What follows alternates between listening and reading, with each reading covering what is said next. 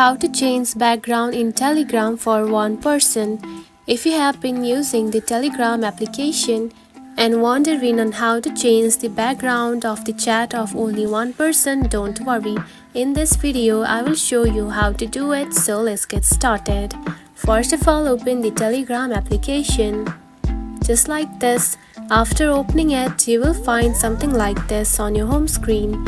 Now simply go to the chat with the person. Just like this. After that, tap their name at the top, just right here, select it.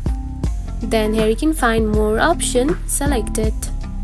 Then here you can find change wallpaper, just right here, now tap on it. Now from here you can simply choose one of these wallpapers for this specific person, just like this, and tap on to apply theme.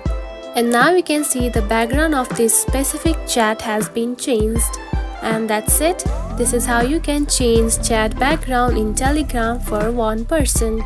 If you found this video helpful, don't forget to like and subscribe for more tips.